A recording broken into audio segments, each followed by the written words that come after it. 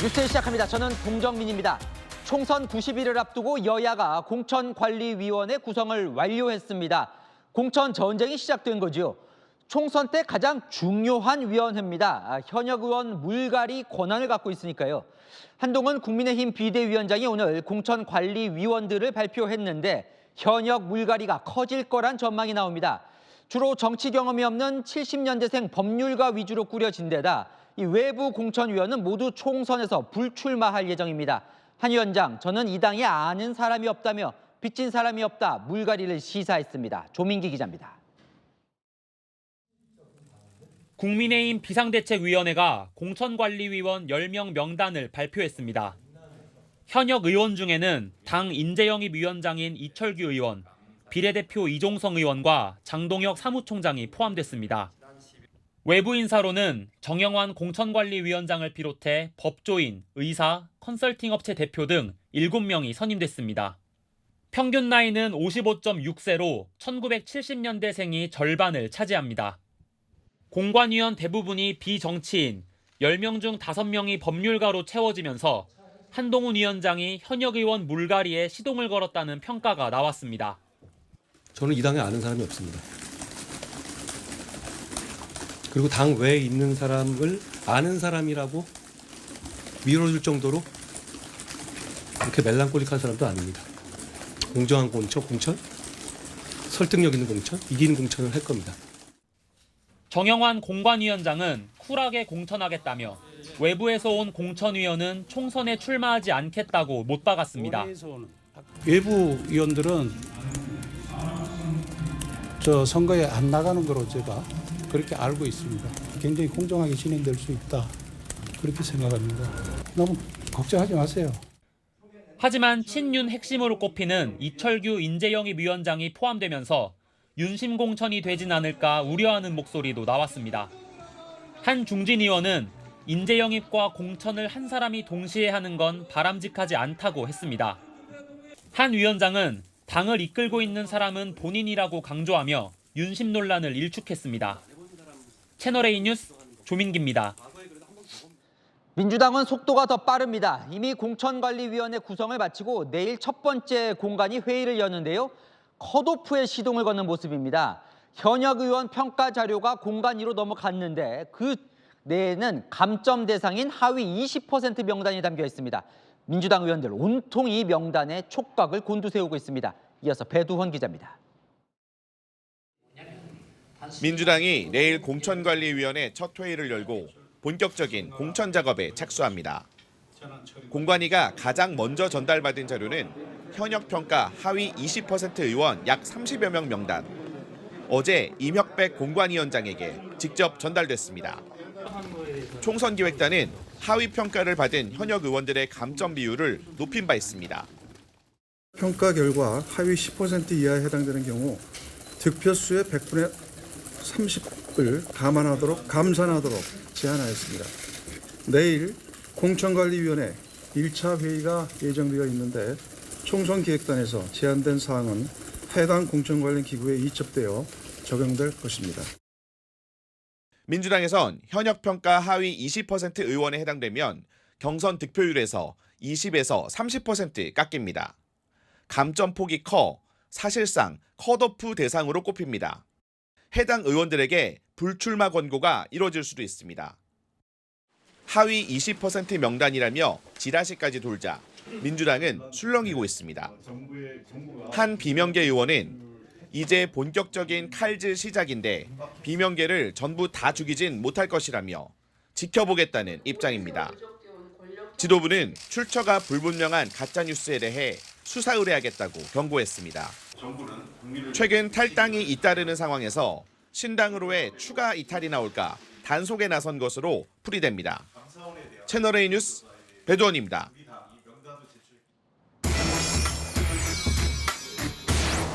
네, 이제 정말 총선 공이 울린 것 같습니다. 아는 기자 정치부 이현재 기자 나와 있습니다. 공천관리위원회 총선 때는 가장 중요한 곳이죠. 네, 그렇습니다. 한마디로 총선 칼자루를 쥐고 있는 곳입니다.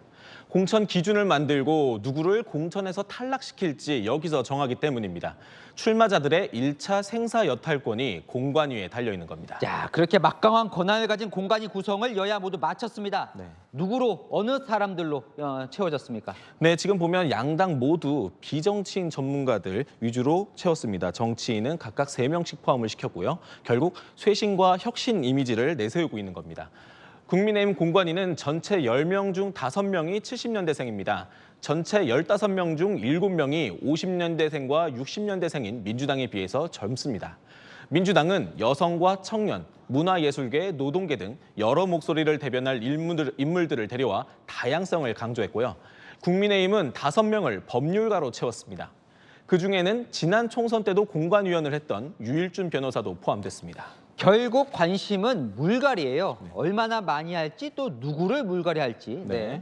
겉으로 보기에는 비정치인들이 많으니까 공관위가 사심 없이 현역 의원들을 물갈이할 수 있을 거다 이렇게 보여지고 있습니다. 하지만 내부적으로는 결국 친윤 공천, 친명 공천이 될 거란 우려가 나옵니다. 국민의힘은 친윤 이철규 의원이 공천위원회에 포함됐기 때문이고요. 대통령이 직접 소통이 가능한 찐윤으로 분류됩니다. 김기현 1기 지도부 때 사무총장을 지냈고 이후 인재영입위원장을 맡았는데 공관위원까지 된 겁니다. 결국 대통령실 의견을 당에 전할 거라는 관측이 나오고 있습니다. 민주당은 친명, 조정식 사무총장이 있죠. 외부 인사가 아무리 많아도 결국은 조정식 총장이 할 거다. 비명계 현역 의원들을 날리고 친명 원외 인사들을 공천할 거다. 이런 우려가 비명계에선 나옵니다. 결국은 이제 대리인 통해서 윤심, 명심이 반영될 거다 이런 우려인 건데 양당에서는 뭐라고 합니까? 네, 국민의힘은 한동훈 비대위원장과 정영환 공관위원장 모두 윤심 논란은 없을 거다 이렇게 선을 그었습니다. 공천은 공관위원장과 제가 직접 챙길 겁니다. 지금 당을 이끌고 있는 것은 저입니다. 제가 윤 대통령이나 그 한동훈 위원장하고 특별히 뭐 개인적인 그런 거 없잖아요. 믿어주십시오. 그냥 쿨하게 할게요. 민주당 관계자도 채널A에 공관위에 외부인이 많다는 건 개인 친분이나 계파 등의 영향이 없다는 방증이라고 설명했습니다. 자, 왜 물갈이 얘기를 계속하냐면 국민들이 이제 의원들에 대한 불신이 크다 보니까 늘 총선 때마다 이 물갈이가 중요했어요. 네. 네. 지금까지는 물갈이를 많이 한 쪽이 이긴다. 이게 정설이었습니다. 18대, 19대, 20대 총선을 보면 현역 교체율이 높은, 그러니까 물갈이를 많이 한 정당이 일당을 차지했습니다. 하지만 4년 전 21대 총선 때 이 정설이 깨졌습니다. 자, 미래통합당이 현역 의원 44%를 교체했는데 28%만 교체한 민주당에 참패했거든요. 당시 김영호 공관위원장이 물갈이에만 너무 집중하다 보니 중진 의원을 연고도 없는 수도권으로 보내고 정작 경쟁력 없는 신인을 공천하며 전략적으로 실패했다는 평가를 받았는데요. 얼마나 많이 하느냐가 아니라 얼마나 잘하느냐, 양보다는 질이 공천 성공을 좌우한다는 교훈을 남겼습니다. 네, 알겠습니다. 이현재 기자, 잠시 뒤에 조금 더 이야기를 나눠보고요. 네, 오늘은요, 선거에 출마하려는 공직자들의 사퇴 마감 시한입니다. 저희가 용산 대통령실 참모와 장관, 차관, 이른바 윤석열 정부의 사람들 최종 출마자를 정리해보니 52명이었습니다. 부산 엑스포 유치 책임자 박진 전 외교부 장관과 대통령실 장성민 기획관도 모두 출마합니다. 출마자들의 양지 출마 논란도 있습니다. 조영민 기자입니다. 부산 엑스포 유치를 전담했던 장성민 대통령 미래전략기획관이 오늘 자리에서 물러나며 총선 출마를 공식화했습니다. 장 기획관은 통화에서 수도권 어떤 험지라도 주저할 생각이 없다고 말했습니다. 박진 전 외교부 장관에 이어 장 기획관까지 엑스포 유치 책임자들이 모두 총선에 나서는 모습입니다. 저는 아직 현역 국회의원이기 때문에 제 지역구로 돌아가서 열심히 뛰겠습니다. 공직자 사퇴 시한인 오늘까지 총선 출마를 위해 공직을 떠난 윤석열 정부 공직자는 52명입니다. 대통령실 참모 36명, 장차관과 기관장 등 정부 인사는 16명으로 집계됐습니다. 대통령실 참모들은 이미 윤 대통령과 함께 찍은 사진이나 문구를 출마 지역에 내걸고 이른바 윤심 마케팅에 적극적입니다. 당내에서는 이들이 윤심 공천을 기대하며 양지에 많이 출마했다는 비판 목소리도 나옵니다. 이른바 윤석열의 사람 중 출마 지역이 정해지지 않은 5명을 제외한 47명 중 절반 이상이 지난 선거 때 국민의힘이 당선된 양지에 출마합니다. 한동훈 비대위원장은 우려를 일축했습니다. 모두가 양지를 원합니다. 그러니까 그걸 원하는 건 자유입니다. 국민들이 보시기에 책임 있는 사람들이 헌신한다는 생각을 가지실 수도 있는 그런 공천을 하기 위해 노력할 겁니다. 대통령실도 공천은 당이 알아서 할 일이라고 선을 그었습니다. 채널A 뉴스 조영훈입니다. 직전까지 재판과 수사를 하던 판사도 검사도 경찰도 사퇴 시한에 맞춰 정치 직행 열차에 올랐습니다. 오늘까지 이 제복과 법복을 벗고 총선 출사표 던진 사람만 12명에 달합니다. 공태현 기자입니다. 지난 5일 퇴임한 이지은 전남경찰청 112 치안종합상황팀장. 이 총경은 과거 검사의 경찰 출석을 요구하며 미니스커트 1인 시위를 하거나 경찰국 신설을 반대하는 총경회의에 참석했다 좌천당한 전력이 있습니다. 이 총경은 어제 더 넓은 세상으로 나아가고 싶다는 결론을 내렸다는 글을 경찰 내부망에 올렸는데 총선과 무관치 않아 보입니다. 현재까지 출마를 예고한 경찰은 모두 7명. 이지은 총경은 함께 총경회의를 했던 류삼영과 함께 민주당행이 점쳐지고 나머지 지방경찰청장과 서장 출신 5명은 국민의힘으로 나올 것으로 보입니다. 법원에서는 전상범 의정부지법 부장판사와 심재현 광주지법 목포지원 부장판사가 출마를 위해 퇴직 시한을 마쳤습니다. 검찰에선 김상민 대전고검 검사는 국민의힘으로, 대표적인 반윤 검사인 이성윤 신성식 법무연수원 연구위원은 더불어민주당으로 호남 출마가 예상됩니다. 이렇게 출마를 위해 법복과 제복을 벗은 판검사와 경찰은 모두 12명입니다. 지난 총선 때 4명과 비교하면 배 이상 늘었습니다. 직전까지 재판과 수사하던 이들의 정치 직행에 대해 우려하는 목소리도 나옵니다. 공천을 받고자 하는 특정한 정당에 유리한 방향으로 수사를 하거나 재판 업무를 수행한 것이 아닌가 하는 그런 불신을 살 수가 있다는 거죠.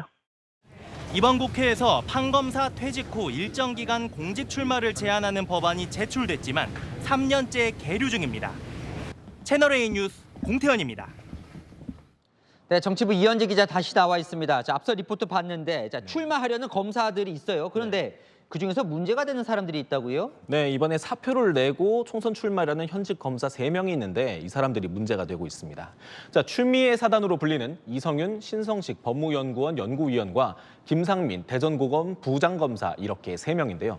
이성윤 위원은 김학의 불법 출국금지 수사 무마 사건으로, 신성식 위원은 한동훈 명예훼손 사건으로 각각 재판을 받고 있습니다. 김상민 검사는 현직 검사 신분으로 총선 준비를 하다 감찰을 받는 중인데 출마 선언까지 했습니다. 현행법상 국가공무원은 형사사건으로 기소됐거나 감사 중일 때, 수사를 받고 있을 때는 퇴직할 수 없습니다. 사표를 내도 수리되지 않으니 세 사람 모두 현직 검사 신분인 겁니다.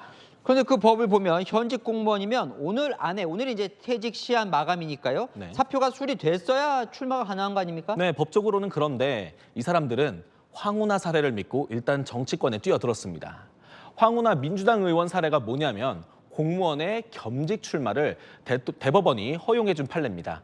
황운하 민주당 의원이 지난 총선 당시 울산시장 선거 불법 개입 의혹으로 수사를 받는 중에 사표를 냈고 총선에 출마해서 당선까지 됐습니다. 대법원은 법적 기한 내에 사표를 냈다면 수리 여부와 관계없이 후보자 등록을 할 수 있다고 판결했습니다. 사표를 낸 때에 직을 그만둔 것으로 봐야 한다, 이렇게 해석한 것이죠. 황 의원 측은 본인 사례만 있는 게 아니고 과거 정진우 통합진보당 의원이 현직 교사 신분으로 당선되는 등 선례가 있다는 입장입니다. 자, 그러니까 당선이 되면 이제 공무원 그만두고 국회의원 활동을 하게 되는 건데 이게 문제가 됩니까? 이 재판이나 수사 결과가 어떻게 나올지 아직 모르기 때문입니다. 황운하 의원, 최근 1심 재판에서 의원직 상실에 해당하는 형을 선고받았습니다. 황 의원이 이번에 재선에 성공해도 만약 대법원에서 유죄가 확정되면 의원직을 잃을 수도 있습니다. 자, 앞서 말씀드렸던 3명의 검사도 비슷한 일이 생길 가능성이 있는 거죠. 그러니까 현직에서 바로 정치권으로 직행하는 것들에 대해 좀 비판의 목소리도 나오는데 네. 사실 자성해볼 대목이 언론인들도 그런 비판의 대상이 되고 있어요. 네, 선거 때만 되면 언론계에서 정치권으로 직행하는 그런 경우들이 나타나고 있습니다. 그때마다 정치, 사회 현안에 대해 가치 판단을 하던 언론인들이 정치권으로 직행하는 게 옳은 일이냐 이런 비판들이 나오곤 합니다. 이번에도 일부 방송사에서 뉴스 프로그램을 진행하던 언론인들이 출마 선언을 하면서 언론의 중립성을 해치고 있다는 지적이 나왔습니다. 네, 잘 들었습니다. 아는 기자 이현재 기자였습니다. 한동훈 국민의힘 비대위가 출범 이후 첫 현장 회의를 부산에서 열었습니다.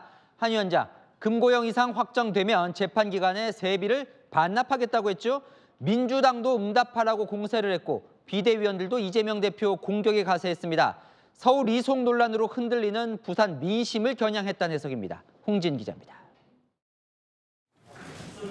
한동훈 국민의힘 비상대책위원장이 어제 공약한 금고형 이상 확정된 국회의원의 세비 반납에 민주당도 동참하라고 촉구했습니다. 공직자들은요. 공직 생활을 하던 중에 금고 이상의 형이 확정되면 퇴직금이 날아갑니다. 의원들은 그렇지 않죠. 저희는 이것을 실천하겠습니다. 민주당도 저희의 이 제안에 대해서 답해 주시기를 부탁드립니다. 변호사 사임과 기피 신청으로 재판 지연 비판을 받고 있는 이화영 전 부지사를 포함해 재판 중인 민주당 인사들을 겨냥했다는 해석입니다.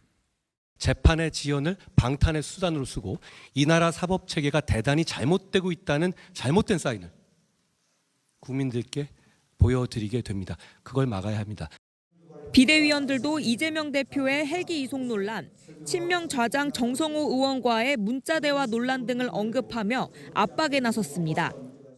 이 샷은 민주당에게 잊지 못할 샷, 바로 이재명 대표의 사당 인증샷이라고 이름 붙여야 되겠습니다.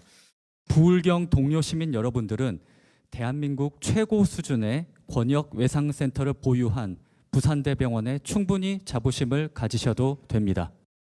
한 위원장은 이틀간 부산에 머물며 엑스포 유치 불발로 흔들린 부산 민심을 다잡는 데 주력했습니다. 저는 부산을 너무나 사랑합니다.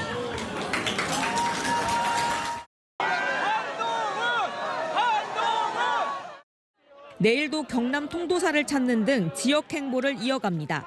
채널A 뉴스 홍재은입니다. 이낙연 전 민주당 대표가 24년 만에 민주당을 탈당했습니다. 김대중 노무현 정신은 사라지고 1인 방탄 정당이 됐다면서요. 어제 탈당한 원칙과 상식 의원과 공동 창당할 것으로 전해지는데요.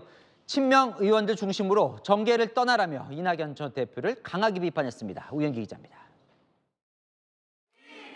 이낙연 전 민주당 대표가 국회 소통관에 들어서자 미리 도열해 있던 지지자들이 환호합니다.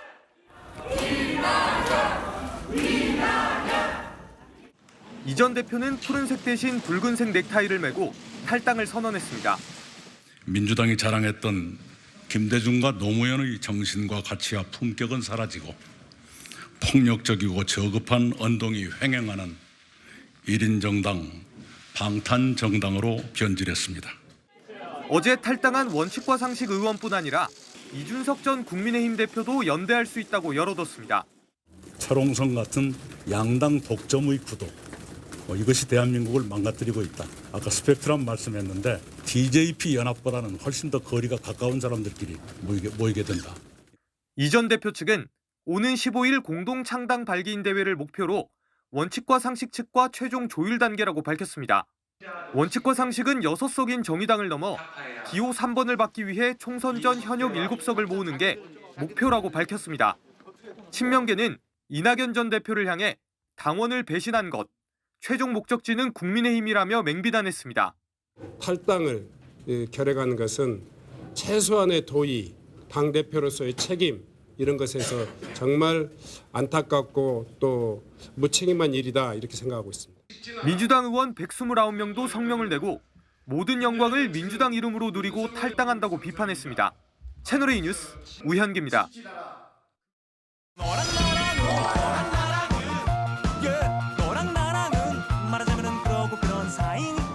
네, 윤수민 기자와 여랑야랑 시작합니다. 첫 번째 주제 보겠습니다.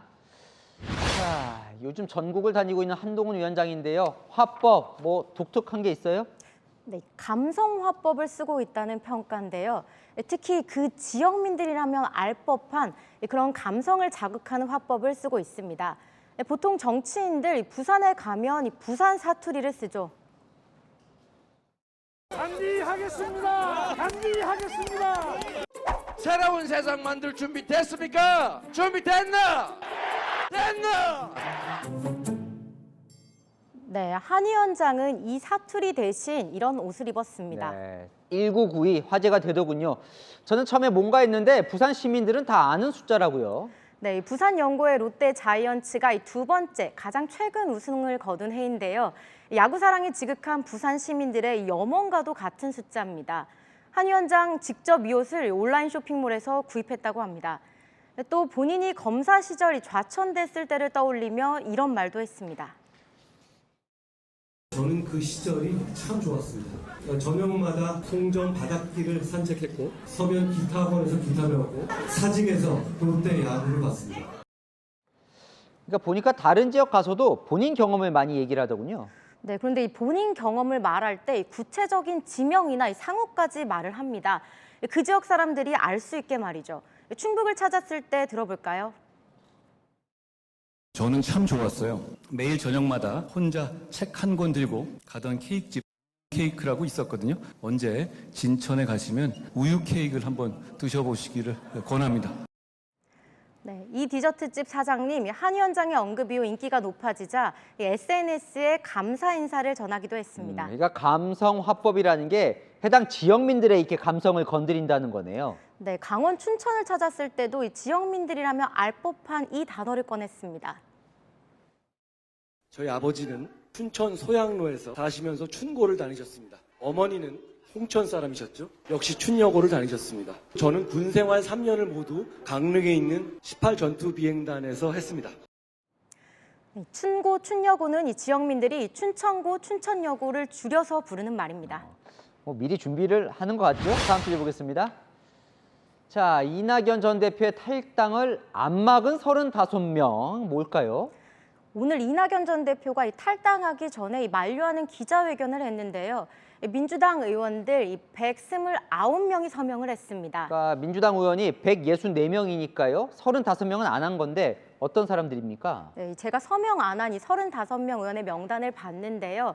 이재명 대표, 홍익표 원내대표 등 9명은 당 지도부였고요. 나머지 26명은 이 비명계거나 이낙연 전 대표가 이 총리 시절 문재인 청와대에서 함께 근무했던 의원들입니다. 자, 이들은 왜 이름을 안 올렸을까요? 탈당을 만류하지 않는 겁니까? 기자회견 들어보시면 이해가 될 것 같습니다. 단 한 번의 희생도 없이 이 모든 영광을 민주당의 이름으로 누리고서도 탈당하겠다고 합니다. 그런 분이 우리 당 대표였다는 것에 대해서는 자괴감을 느끼죠. 이낙연 대표, 제 개인적으로는 탈당이 아니라 출당시켜야 된다고 생각합니다. 탈당 만류 기자회견인데 주로 비판 일색이군요. 네, 이낙연 대표 탈당을 만류했던 이 30의원에게 왜 서명하지 않았냐고 물었더니 이게 무슨 만류냐고 하더라고요. 다른 의원들도 제가 통화해보니 빨리 나가라는 식 등에 칼 꽂는 격이라고 서명하지 않은 이유를 밝혔습니다. 35명을 두고 이 민주당 커뮤니티에선 찐 수박 명단이다. 공천 탈락하면 이낙연 품으로 가려는 것이라는 비판도 나왔습니다. 제가 통화한 한 의원은 이 탈당은 반대하지만 서명하지 않은 것 마지막 을이라고도 했는데요. 글쎄요, 어제까지 같은 당이었는데 나간다고 맹비난하는 의원들 보면 정치는 참 비정하다는 생각도 듭니다. 네, 지금까지 여랑야랑이었습니다. 네, 다음 소식입니다. 가상자산 비트코인이 세상에 등장한 지 15년 만에 제도권에 진입했습니다. 미국 정부가 비트코인 현물 상장 지수 펀드, ETF 판매를 허용했습니다. 자금이 몰릴 거라는 전망이 나오는데요. 신무경 기자 보도 보시고 아는 기자에서 자세히 알아보겠습니다. 미국 증권거래위원회가 현지 시각 10일 비트코인 현물 상장 지수 펀드 ETF의 거래소 상장과 거래를 승인했습니다. 그동안 가상자산 거래소에서만 살 수 있던 비트코인을 테슬라나 애플 같은 주식처럼 거래할 수 있게 된 겁니다. 비트코인 투자 접근성이 커진다는 기대감에 비트코인 가격은 최근 6천만 원대로 전년 대비 3배 가까이 급등했습니다. 가상자산의 제도권 편입을 승인해 준 것이어서 앞으로 기관 투자자 자금이 몰릴 수 있다는 전망이 나옵니다. 미국 내 이제 공인 투자자문사 운용 자금이 약 114조 정도 되니까 중장기적으로 보수적으로 그냥 0.1% 정도만 유입된다고 가정할 때 1,120억 달러 규모 정도는 자금이 유입될 수 있다. 투자자들은 돈이 몰리면 가상자산 가격도 오를 것이라 기대합니다. 비트코인 등락이 너무 심해 사본 적도 없고 살 생각도 없었어요. 그런데 이번에 미국 정부에서 공신력을 부여했으니까 계좌 한번 만들어 볼까 해요. 하지만 국내에서는 기관 투자자나 개인 모두 미 자산운용사의 비트코인 현물 ETF를 거래할 수 없습니다. 금융당국이 증권사나 비트코인 현물 ETF 거래를 중개하는 것은 현행법 위반 소지가 있다고 판단했기 때문입니다. 채널A 뉴스 신무경입니다.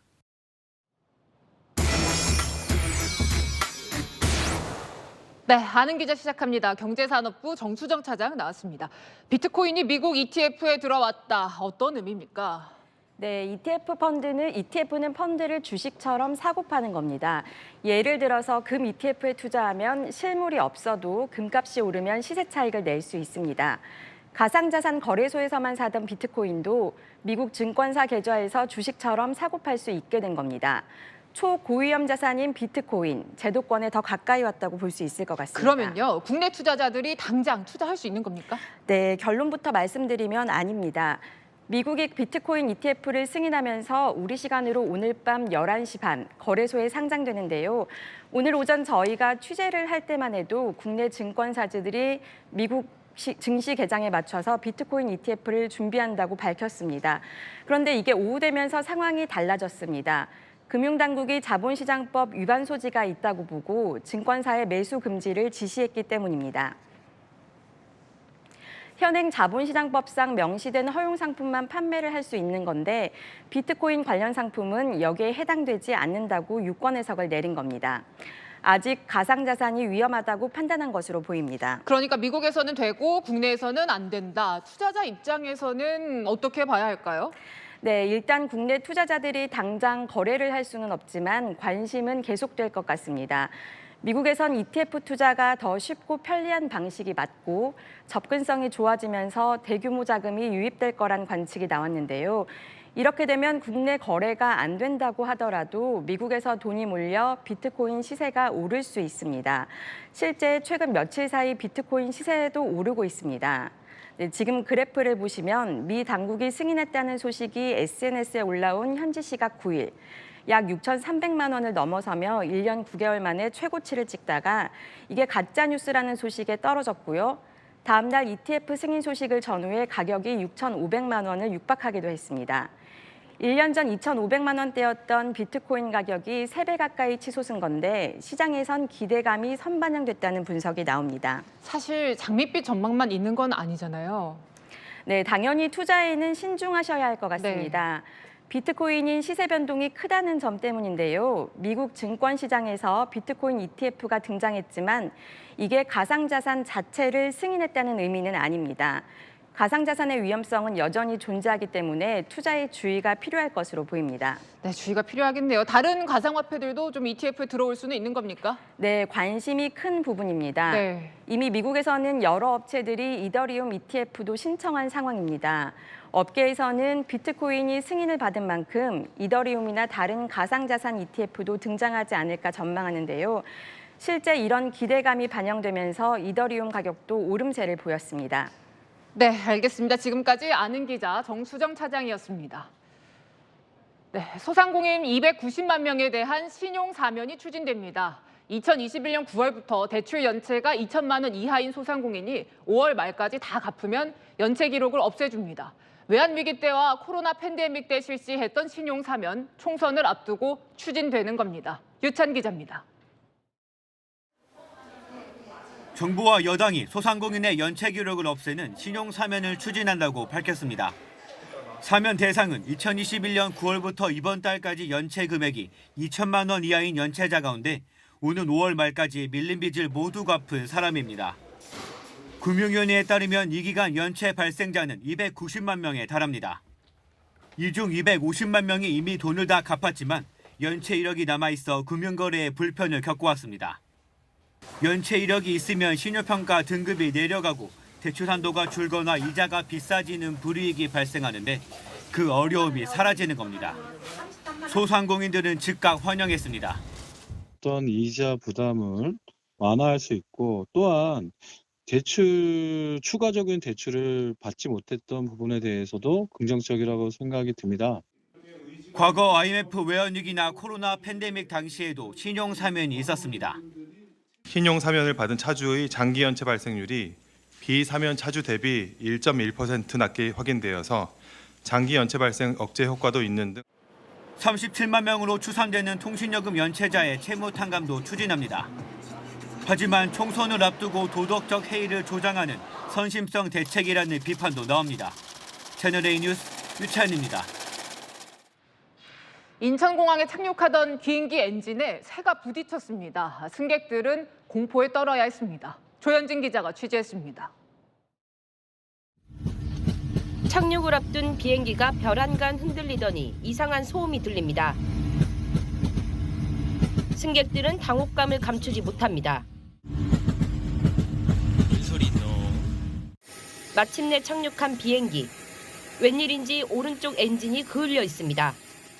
뒤쪽에 그 불꽃 같은 게 튀면서 그 팝콘 튀기는 소리가 나더라고요. 기내에서 탄내 나고. 어젯밤 9시 25분쯤 일본 도쿄를 출발해 인천공항에 착륙할 준비를 하던 TA 항공 여객기 엔진에 새가 빨려 들어가는 사고가 났습니다. 여객기는 착륙을 중단하고 다시 날아오르는 복행을 한 뒤 20분 만에 착륙했습니다. 122명이 타고 있었지만 다친 사람은 없었습니다. 하지만 승객들은 불안에 떨어야 했습니다. 좀 사람들 좀 많이 숭숭거리고 그래가지고 좀 많이 무섭긴 했어요. 국내 공항에서 최근 5년간 발생한 조류 충돌 사고는 500건이 넘습니다. 지난해 10월엔 제주항공과 에어서울 항공기가 조류 충돌로 긴급 해양하는 일이 벌어졌고 우리 공군의 F-35 전투기도 독수리와 부딪히는 사고로 폐기 처분된 바 있습니다. 공항공사가 총포는 물론 드론까지 동원해 24시간 새들을 쫓고 있지만 기후변화로 철새들 이동이 늘면서 항공기와의 충돌 위험은 커지는 것으로 분석됩니다. 채널A 뉴스 조현진입니다. 불장난을 했다. 방화로 90대 노모와 60대 아들이 살고 있는 집을 태워버린 10대가 한 말입니다. 불을 내기 전엔 오토바이를 훔쳐서 무면허 운전까지 했습니다. 김대욱 기자입니다. 한 남성이 마당에 서 있는 오토바이를 끌고 나갑니다. 30분쯤 지난 뒤 돌아온 남성. 오토바이를 끌고 집 마당에 들어가 불을 붙입니다. 오토바이에 붙은 불이 집에 번질 때까지 30분 넘게 지켜보다 유유히 현장을 벗어납니다. 불은 40분 만에 꺼졌고 이 집에 사는 90대 여성과 60대 아들은 이웃 주민의 도움으로 겨우 목숨을 건졌습니다. 위에 지붕에 붙어 있었고 지붕 한 반절까지 타고 용마루 쪽으로 위가 빨갛게 양 용마루 불이 막 번져 나오는 거였어요. 삽시간에 번진 불로 주택은 절반 이상이 무너졌습니다. 오토바이도 모두 불에 타 형체를 알아볼 수 없습니다. 경찰에 붙잡힌 방화범. 다름 아닌 17살 청소년 A군이었습니다. 이전에도 피해 가정집에 있던 오토바이를 훔쳐 무면허로 타고 돌아다니다 다시 갖다 놓는 절도 행각도 몇 차례 반복한 것으로 드러났습니다. 피해 오토바이는 열쇠가 꽂힌 상태로 주차돼 범행 표적이 됐습니다. 지금 조사를 해봐야 하는데 얘는 뭐 말도 안 되게 불장난했다고 그러는데. 경찰은 A군에 대해 구속영장을 신청할 방침입니다. 누구에겐 그저 불장난일지도 모르지만 가족은 소중한 삶의 터전을 잃었습니다. 이제 어린 아이였었고 이제 알고 보니 당황스럽기도 하고 어떻게 마음이 착잡합니다. 채널A 뉴스 김대욱입니다. 네, 만취 상태로 운전하던 40대 남성. 경찰이 출동하자 순찰차를 들이받으며 도망갑니다. 알고 보니 현직 소방관이었습니다. 장호림 기자입니다. 누군가를 추격하듯 도로를 막아서는 경찰차 한 대. 뒤쪽에서 회색 SUV 한 대가 튀어나오더니 중앙선 너머 반대편으로 달아납니다. 경찰차가 수차례 앞을 가로막아 보지만 그대로 들이받고 또다시 달아납니다. 경찰관은 충돌의 충격에 몸을 가누지 못하면서도 무전으로 도주 경로를 전달합니다. 오늘 새벽 0시 20분쯤 서울 마포구 홍대 입구역 인근 도로에 음주운전 의심 차량이 있다는 신고가 경찰에 접수됐습니다. 출동한 경찰이 의심 차량을 찾아냈지만 차량은 도심 도로를 4km 넘게 달아났습니다. 5분 넘게 이어진 추격전 끝에 경찰차가 강제로 부딪혀 가로막은 뒤에야 멈춰섰습니다. 경찰에 붙잡힌 운전자는 40대 남성으로 서울 종로소방서 소속 현직 소방관이었습니다. 검거 당시 혈중 알코올 농도는 면허 취소 수준의 만취 상태로 도주 과정에서 경찰차 2대와 택시 1대를 들이받았습니다. 다행히 다친 사람은 없었습니다. 경찰 관계자는 조사 과정에서 혐의를 모두 시인했다면서 음주 사실이 드러날까 도주한 것 같다고 말했습니다. 경찰은 남성을 특수공무집행 방해 혐의 등으로 입건했습니다. 채널A 뉴스 장호림입니다. 경기 평택의 하천이 이렇게 새파랗게 변했습니다. 물고기 수백 마리는 떼죽음을 당했습니다. 위험물 보관 창고에서 난 불로 맹독성 물질이 흘러 들어온 겁니다. 신선미 기자입니다. 하천이 물감을 푼 듯 새파랗게 변했습니다. 인근엔 물고기 수백 마리도 죽어 있습니다. 폐수 수거 차량이 쉼없이 물을 끌어올립니다.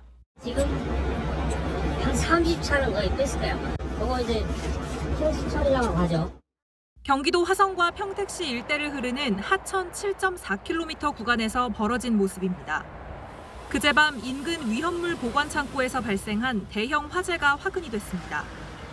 창고에 보관돼 있던 인화성 물질들이 소방 용수에 섞여 하천에 다량 유입된 겁니다. 일부는 피부에 닿으면 통증 등을 유발하는 맹독성으로 알려집니다. 이 하천은 진위천과 아산호 등 국가하천과 연결돼 서해로 흘러갑니다. 소방과 지자체는 인력과 중장비를 동원해 유해물질 확산을 막고 있습니다. 제 뒤로는 진이천이 흐르고 여기가 진이천으로 합류하는 지점인데요. 이 더 이상 오염되지 않도록 이렇게 흙으로 방제둑을 쌓아놨습니다. 하천물을 농업용수 등으로 쓰던 주민들도 불안감을 감추지 못합니다. 그러니까 이게 심각한 거요. 정화 역할을 완벽하게 안 해주면 농사 짓는 거에도 지장이 있다 이거요. 오염된 물이 워낙 많은 만큼 당국은 방제 완료까지 몇 주 더 걸릴 것으로 보고 있습니다. 채널A 뉴스 신선미입니다. 문이 잠기지 않은 차량만 노려서 금품을 훔치는 차량털이범. 문을 열었는데 차 안에는 잠복 근무 중인 경찰이 기다리고 있었습니다. 검거 순간 강경모 기자가 전합니다. 새벽 시간 아파트 지하 주차장. 한 남성이 주차된 차량들을 유심히 살피며 주변을 배회합니다. 얼마 뒤 검은색 승합차 문을 여는 순간 차에서 마스크를 쓴 남성이 나옵니다. 다름 아닌 경찰관입니다. 일대에 절도 신고가 이어지자 형사 2명이 차에서 잠복하고 있었는데 이 차량을 털려다 현장에서 붙잡힌 겁니다. 잠복 차량을 사이드미러 펴있는 차 앞에다가 주차를 해놓고 시동을 끄고 잠복을 하는 중에 그 사람이 들어오더라고요. 현장에서 붙잡힌 남성은 20대 A씨. 지난해 11월부터 한 달 넘게 춘천 지역 아파트 지하주차장을 돌며 차량 15대를 털어 200만 원 넘게 훔친 것으로 드러났습니다. 남성은 사이드미러가 접히지 않은 차량들만 골라 범행을 저질렀습니다. 문을 제대로 잠그지 않으면 사이드미러가 접히지 않는다는 걸 악용한 겁니다. 경찰은 상습절도 혐의로 A씨를 구속해 검찰에 넘겼습니다. 앞서 인천공항에서도 여행객 차량을 대상으로 절도 행각을 벌인 40대가 붙잡힌 바 있습니다. 역시 사이드미러가 접히지 않은 차량을 표적으로 삼아 범행한 것으로 드러났습니다. 경찰은 범죄 피해를 막기 위해 차량을 주차할 때는 문 잠금 상태를 꼭 확인해달라고 당부했습니다. 채널A 뉴스 강경모입니다. 자녀의 가방에 몰래 넣은 녹음기로 녹음한 교사의 폭언. 아동학대 증거로 인정이 될까요? 안 될까요? 대법원은 증거로 인정할 수 없다고 판단했습니다. 몰래 녹음한 수업 내용을 자녀 학대 증거로 제출한 웹툰 작가 주호민 씨의 재판에도 영향을 미칠 걸로 보입니다. 박자한 기자입니다. 초등학교 3학년 자녀가 담임교사로부터 심한 말을 들었다고 하자 학부모 A씨는 아이 책가방에 한 달 동안 녹음기를 몰래 넣어 보냈습니다. 그런데 녹음기 안에는 너 학교 안 다니다 온 애 같아. 항상 맛이 가 있다, 뇌가 어떻게 생겼는지 열어보고 싶다 등의 교사 발언이 녹음돼 있었습니다. 아동학대 혐의로 재판에 넘겨진 교사에게 1, 2심 재판부는 각각 징역형 집행유예와 벌금형을 내렸습니다. 녹음 파일을 증거로 인정한 겁니다. 하지만 오늘 대법원은 수업 내용은 공개되지 않은 타인과의 대화라며 동의 없이 녹음된 만큼 통신비밀보호법상 증거가 될 수 없다고 판단했습니다. 교육계는 교육활동 무단 녹음은 불법이라며 환영했지만 앞으로 아동학대 증명이 어려워질 것이란 우려도 나옵니다. 자기 표현이 능하지 못한 아동에 있어서는 어떤 정서학대에 대한 증거를 어떻게 증빙할 수 있는 방법이 없거든요. 이번 판결은 자신의 아들을 정서적으로 학대했다며 특수교사를 고소한 웹툰 작가 주호민 씨 재판에도 영향을 미칠 것으로 보입니다. 주 씨 측 역시 몰래 녹음한 수업 내용을 법정 증거로 제출한 바 있습니다. 해당 파일의 증거 능력 인정 여부는 선고기일에 결정됩니다. 채널A 뉴스 박자은입니다. 자, 이 로봇은 우리 삶을 어디까지 바꿔놓을까요? 입기만 해도 힘이 나는 입는 로봇부터 보겠습니다. 국내 연구팀이 나이 드신 분들이 입으면 험난한 등산 코스도 가뿐하게 오를 수 있는 로봇을 개발했다고 해서 저희 송정현 기자가 직접 입어봤습니다.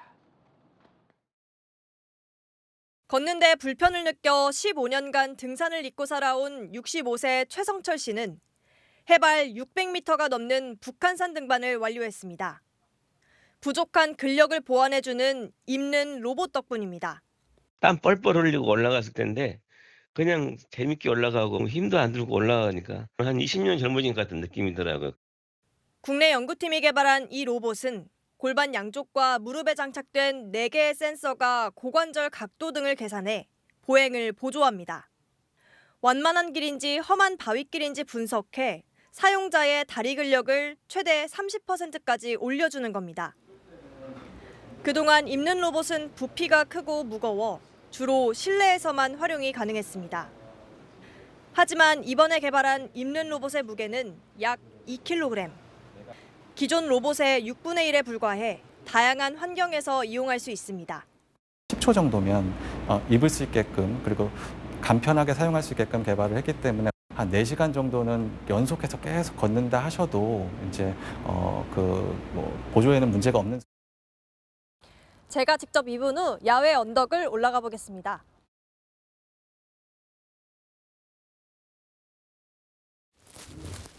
로봇이 다리 근육을 끌어올려주니 관절에 무리가 덜 가서 더 가뿐하게 오를 수 있었습니다. 입는 로봇은 근력 강화 운동에도 활용할 수 있습니다. 전용 앱을 실행해 최대 강도로 올리면 마치 물속을 걷는 것 같은 운동 효과를 냅니다. 국내 기업에게 기술 이전도 완료돼 2년 안에 입는 로봇이 상용화될 전망입니다. 채널A 뉴스 송정현입니다. 미국 라스베이거스에서 열리고 있는 세계 가전 박람회 CES 화두도 로봇이었습니다. 바텐더 로봇, 주차 로봇, 무인 굴착기까지 이 처음 보는 놀라운 로봇 신기술 현지에서 정현우 기자가 보여드립니다. 춤을 추듯 로봇 팔이 움직이며 칵테일을 만들어냅니다. 옆에선 로봇이 캔과 플라스틱을 분류해 쓰레기통에 버립니다. 두산이 만든 바텐더 로봇과 분리수거 로봇입니다. AI로 주문자의 기분을 분석해 칵테일을 만들어주는데 기자에겐 다소 지쳐 보인다며 차분해지는 칵테일을 추천했습니다. AI가 만들어준 무알콜 칵테일인데요. 양껏 마셔봤으니 이제 버려볼까요? 분리수거 로봇이 정확히 버렸습니다. 팔에 달린 센서가 소재와 무게를 인식해 알맞은 칸에 버려줍니다.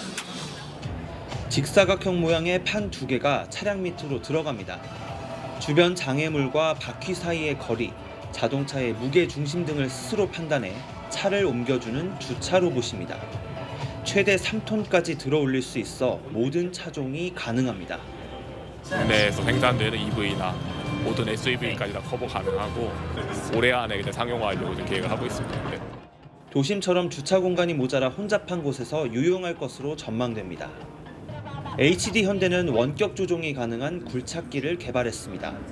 CES 행사장에서 3,000km 떨어진 미국 조지아주의 굴착기를 원격으로 조종해 흙을 옮길 수 있는 겁니다. To share HD Hyundai's vision of changing the future course of humanity by changing the future of construction industry. 임금 인상과 구인난, 노동자 안전 문제 등으로 무인화 수요가 커지면서 세계 로봇 기술 개발에도 속도가 붙고 있습니다. 라스베이거스에서 채널A 뉴스 정현우입니다. 1인 가구가 급증하면서 싱글족 경제가 뜨고 있습니다. 새로운 시장이 열리고 있다는데요. 경제 카메라 광민경 기자입니다.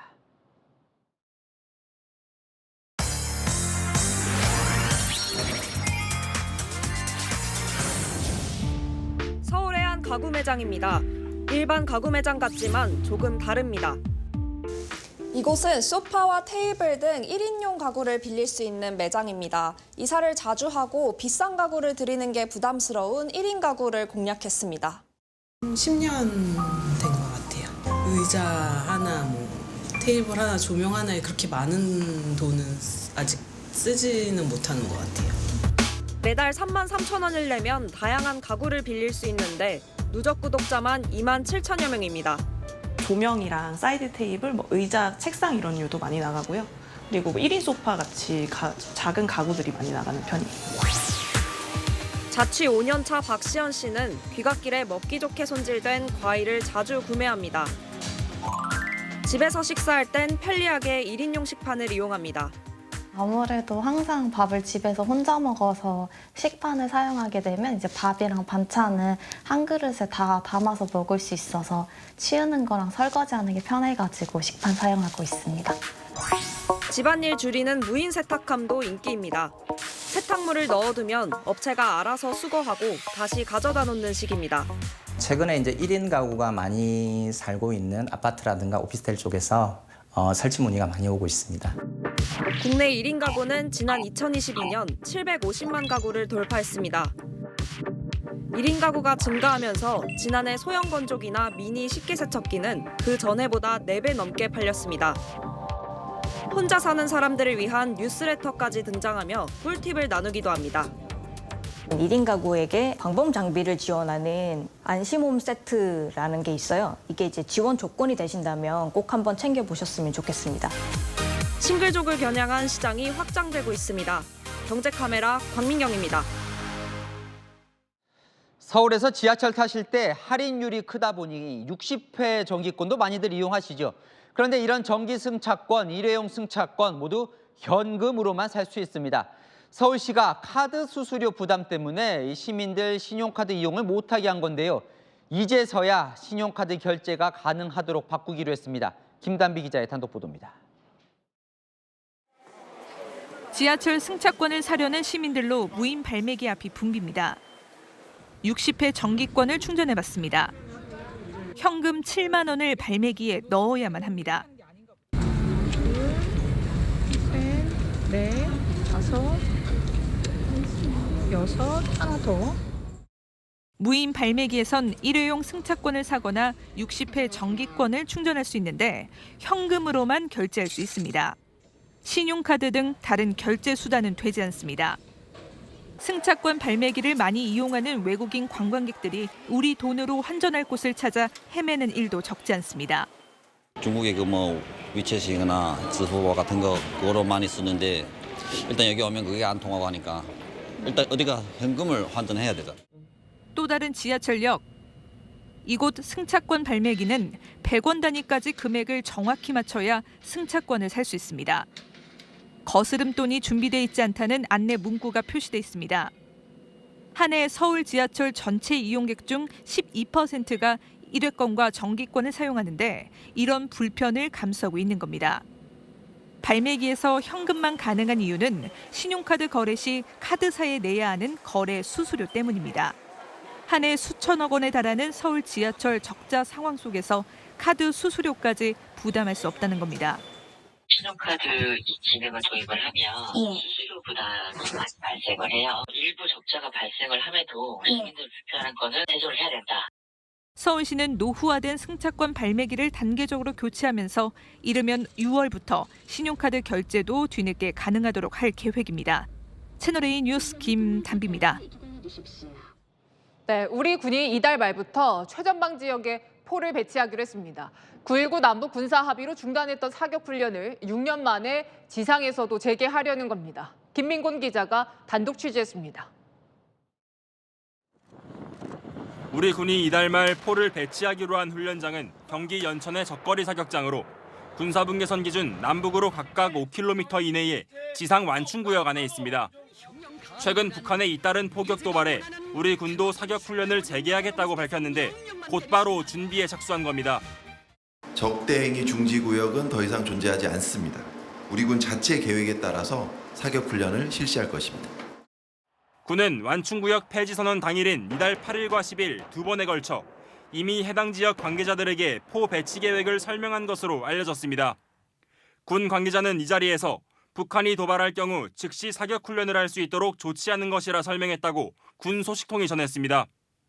이로써 2018년 9.19 남북 군사합의에 따라 적대 행위를 하지 않았던 우리 군은 해상에 이어 지상에서도 6년 만에 훈련을 재개하게 되는 겁니다.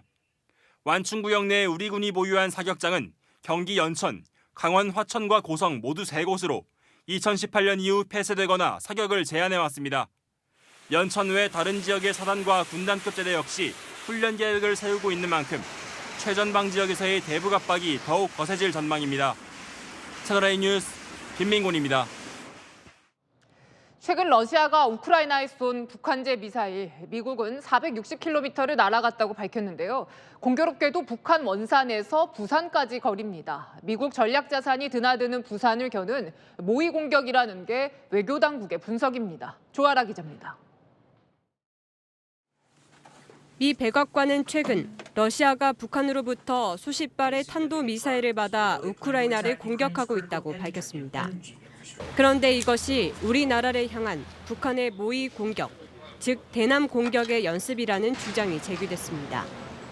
One of the missiles flew 460 kilometers, exactly the same distance between Wonsan, a typical DPRK missile launch site, and Busan, the largest port city of the ROK. 지난달 30일 러시아가 우크라이나 자포리자 지역을 향해 쏜 미사일의 거리가 460km인데 북한이 원산에서 미사일을 쏘면 부산을 타격할 수 있다는 주장입니다. 부산은 미국의 핵 추진 항공모함이 잇따라 입항했던 것으로 북한이 미 전략자산에 대한 타격 능력을 과시했다는 분석도 나옵니다. 러시아가 쏜 미사일은 핵탄두 탑재가 가능한 KN-23 계열로 추정되는데 원산에서 주로 많이 발사한 것으로 알려졌습니다. 주 유엔 한국 대표부 측은 북한이 우크라이나에 제공된 서방 방공 기술 작동을 테스트해봤다는 측면에서 안보적 함의가 크다고 강조했습니다. 러시아는 미국이 잘못된 정보를 퍼뜨리고 있다고 강하게 반발했습니다. 채널A 뉴스 조아라입니다. 이스라엘군이 쓰러진 팔레스타인 사람을 차량으로 밟고 지나가는 영상이 SNS를 통해서 퍼지고 있습니다. 이스라엘 측은 고의는 아니었다라고 해명했지만 논란이 커지고 있습니다. 김용선 기자입니다. 골목길을 달리며 도망가는 팔레스타인 남성들. 총성이 울리더니 일부는 바닥에 쓰러집니다. 이미 숨이 끊어진 듯 움직임이 보이지 않는데 이스라엘의 군용 차량이 다가가더니 그대로 지나가 버립니다. 앞바퀴에 밟힌 남성은 뒷바퀴에도 또 한 번 짓눌렸습니다. 현지 시간 8일 팔레스타인 서안지구 툴카렘의 한 주택가에서 찍힌 CCTV 화면입니다. 당시 이스라엘은 수배 중인 한 무장 세력 대원들을 체포하려다 3명을 사살했다고 밝혔는데 직후 CCTV 화면이 공개되면서 지나치게 잔혹하다는 비판에 직면했습니다. كانوا بيقدروا يحاصروهم يعتقلوهم أحياء لكن هم اغتالوهم وقتلوهم كانوا متعبدينهم يقتلوهم كانوا عايشين. 이스라엘 측은 총격을 당하던 동료들을 구출 중이었다며 이 과정에서 본의 아니게 남성위를 지나갔다고 해명했습니다. 로이터 통신 등 외신들은 살해된 사람들 중 한 명이 무장단체 툴카렘 여단 조직원이라고 보도했습니다. 팔레스타인 외무부는 성명을 내고 증오와 극단주의 문화가 담긴 행동이었다며 강하게 비난했습니다. 채널A 뉴스 김용성입니다. 기상이변으로 미국 전역에서 피해가 속출하고 있습니다. 캘리포니아의 스키장에선 눈폭풍으로 관광객들이 눈에 파묻혔고 한 명이 숨졌습니다. 이솔 기자입니다. 스키를 타던 사람들이 갑자기 모여 눈구덩이를 팝니다. 삽은 물론이고 사용하던 스키 도구까지 꺼냈고 다급한 나머지 손으로도 눈을 파내는 사람도 있습니다. 잠시 뒤 파란 스키복을 입은 사람이 눈 속에서 모습을 드러내고 사람들은 안도하며 박수를 칩니다. 현지 시각 어제 미국 캘리포니아의 유명 스키 리조트에서 갑자기 눈폭풍이 불어닥쳐 스키를 타던 관광객 4명이 눈에 파묻혔습니다. 관광객들이 힘을 합쳐 3명을 구조했지만 1명은 끝내 숨졌습니다. So I saw it when I was going up the chair. And then as I came around, anybody that was off the chair, we just all got asked to help and start probing and start trying to just find people. 리조트 측도 강풍 예보를 대비해 사전에 안전 진단도 실시했지만 참사를 피하지 못한 겁니다. We've had ski patrol up there doing so for the past few days. They've been up there setting up all the safety markings, hazard markings, etc. to get it prepared for today's opening. 외신들은 시속 160km를 넘는 돌풍이 부는 등 기상이변으로 인해 눈사태가 발생했다고 보도했습니다. 채널A 뉴스 이솔입니다. 밤사이에 강원 지역의 눈만 감안하신다면 내일은 오늘보다 맑은 하늘 볼 수 있습니다. 그간 말썽이던 미세먼지도 내일 오전까지만 일부 지역에서 나쁨까지 오르겠고요. 낮부터는 차츰 옅어져서 공기질 괜찮아집니다. 내일 출근길 이른 시간에 나선다면 수도권 등 서쪽 지방에서는 짙은 안개 인지하셔야 합니다. 기온은 오늘보다 조금씩 낮아지겠는데요. 아침 기온은 서울이 영하 3도, 대구 0도로 아침엔 영하권으로 출발합니다. 한낮에는 서울 3도, 광주 9도, 부산 11도에 머물겠습니다. 다가오는 주말, 일요일은 전국에 비나 눈이 옵니다. 바깥 활동은 토요일이 낫겠고요. 기온은 비나 눈이 그친 뒤 다음 주 월요일과 화요일쯤 평년 이하로 떨어지겠습니다. 날씨였습니다. 총선 출마를 위한 공직자 사퇴 시한이 오늘로 마감됐습니다. 대통령실 참모, 장관, 차관, 판사, 검사, 경찰 등이 대거 사표를 냈습니다. 이 마지막까지 현직 프리미엄을 누리려고 했던 걸로 보이죠. 과연 이들이 그동안 정치적 중립은 제대로 지켰을까? 마음을 콩밭에 두고 일은 제대로 했을까 하는 의구심이 드는데요. 세금 받고 일해온 공직자들의 총선 직행, 공직자의 도리는 무엇인가 생각해 보게 됩니다. 총선과 국정 중에 그들이 먼저 챙겨야 했던 걸로 마침표 찍겠습니다.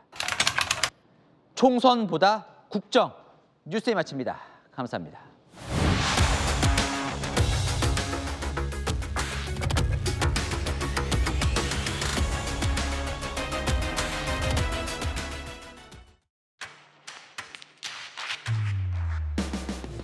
당신의 아침을 여는 보이는 라디오, 정치 시그널.